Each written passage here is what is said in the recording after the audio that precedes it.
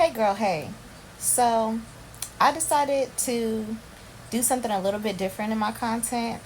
And now I want to tell you guys about how I used to be a voodoo priestess, a voodoo high priestess. I practiced voodoo, hoodoo, and everything like that.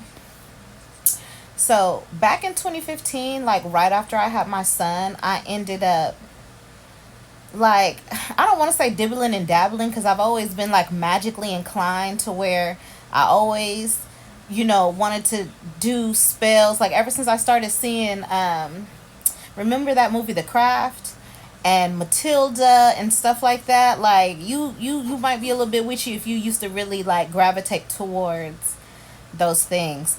But as a kid, I can say like I've always been like a master manifester. So much so to where I can say something, just say something. I don't have to do anything, no rituals, burn no candles, nothing. And it'll come to fruition. Now, mind you, when I was a kid and I used to speak like that, like anything I wanted, and it would just come out of my mouth, of course, back then, um, it would take a lot longer for it to come into fruition. Like, I might say something like, oh, I want to move to Atlanta because, I'm from LA. And I'm like, oh, I want to move to Georgia. I want to move to Atlanta. So it ended up happening like 2, 3 years later, but it ended up happening.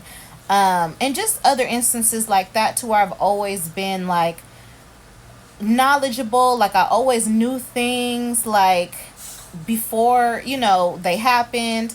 Like I used to have dreams about stuff. I could manifest things just using my mouth, like et cetera, et cetera. But after my son was born in 2015. In 2016, like I started really getting into like spell work, witchcraft, like new age um stuff. And I wouldn't say Wiccan because it definitely wasn't Wiccan, but back then there wasn't that much stuff about voodoo, especially hoodoo. Like I had no idea what hoodoo was when I first started. But I started getting into it a little bit more, and I joined this Facebook group with this couple that was running this big hoodoo group. I won't say their names. Like, I don't know, I don't know if they're okay with that. But I'm not going to say their names. But it was a couple, it was a white couple. They were from like the bayou in Louisiana, right? And they were so great. They was a bit older than me, and they had like a big group that was like really growing and growing. And that was the first experience that I pretty much had, you know, starting and getting into witchcraft where I could ask my questions, other people would ask questions.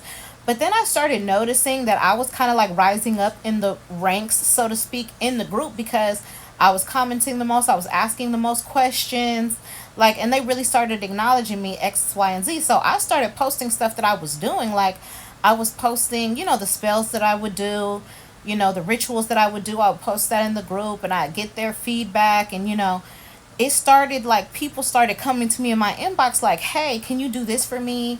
Can you do that for me?